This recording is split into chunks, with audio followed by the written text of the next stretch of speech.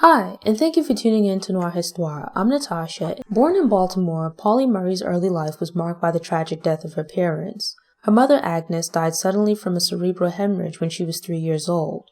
Her father, William, now responsible for raising 6 young children while also grieving his wife's passing, sent Murray to live with her aunt and grandparents in Durham, North Carolina.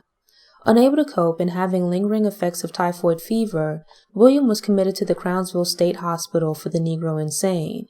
When Murray was 12, her father was beaten to death with a baseball bat by a racist guard. Murray was born during the period when Jim Crow laws were being implemented to oppress black people and reinstate the white supremacist social order that existed before the Civil War. As a child, Murray had uncontrollable energy, but also showed intellectual promise by teaching herself to read by the age of 5. Aware of the Jim Crow system from a young age, Murray refused to be treated as a second-class citizen and aspired beyond the confines of North Carolina's social and academic opportunities for black students. North Carolina had no black high schools that went beyond the 11th grade, and the schools had limited academic offerings in comparison to the courses required for college admission. At the age of 15, Murray graduated from high school, having distinguished herself by not only participating in an array of extracurricular activities, but also taking on various leadership roles. To further her education, Murray moved to New York City and lived with a cousin so she could enroll in a local high school to obtain the credits needed to attend Hunter College. Having achieved her goal of enrolling at Hunter, Murray moved to Harlem where she met many black cultural icons. But just when everything seemed to be going according to plan, the stock market collapsed and launched the country into the Great Depression. The odd jobs that Murray had worked to support herself dried up, and she had to temporarily drop out of college, though she would eventually graduate in 1933. She continued to work whatever odd job she could, and eventually found work teaching in the New York City Remedial Reading Project and at the Works Project Administration, the WPA. In the late 1930s, Murray applied to the University of North Carolina's Sociology graduate program, but was denied admittance because the university did not accept black students. When her application was denied, Murray was prepared to fight back and tried to enlist the NAACP in her cause, but they declined to assist. A few years later, Murray found herself in another civil rights fight when she refused to vacate a seat on a bus traveling from Richmond, Virginia to Durham and was arrested.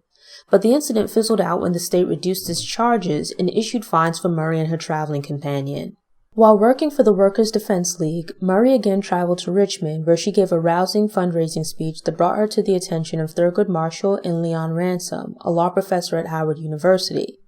The two men encouraged Murray to apply to Howard Law School and helped to smooth the path for her admittance. Upon arriving at Howard, Murray found that she was the only female in the program and had to endure sexist attitudes and comments. Following graduation from Howard, Murray applied to an advanced law program at Harvard University, but was denied admittance because of her gender. She instead attended the University of California, where she completed her master's thesis, The Right to Equal Opportunity in Employment. Upon completion of her law studies, Murray moved back to New York City but had a hard time finding work as a black female attorney.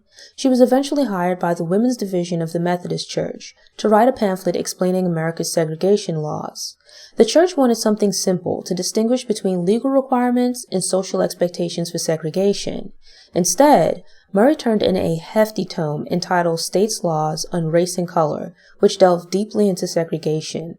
The book was highly regarded by the ACLU and NAACP, as well as widely distributed to nonprofits, colleges, and law schools.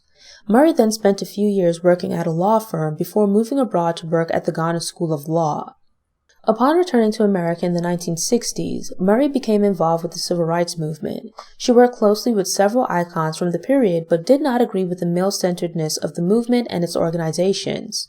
Concerned with both racial and gender equality, Murray issued a call for women to march on Washington and protest.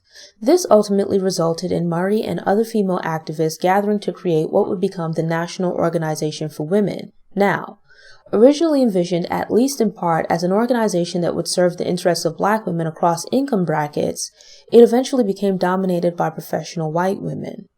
Throughout her life, Murray had struggled with both her gender identity and sexuality, finding herself attracted to women and more closely identifying as a man.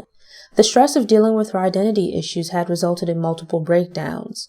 Unable to find help or relief and growing disenchanted with both the civil and women's rights movements, Murray eventually sought solace in the church and entered a seminary to become an Episcopal priest. When Pauli Murray was ordained on January 8, 1977, she became the first Black female Episcopal priest. Pauli Murray died of cancer on July 1, 1985. Thanks for tuning in. Show notes are available on the Noir Histoire website via the link in the episode description. If you enjoyed this episode, please click the thumbs up button. You can also share it online, on social media, or with someone you think might enjoy the episode. Doing this will help other people find the show, which helps it to grow. If you aren't already subscribed to the Noir Histoire YouTube channel, I hope you subscribe now and return to get motivated, get inspired, and get more stories of Black history made and in the making. Until next time, take care.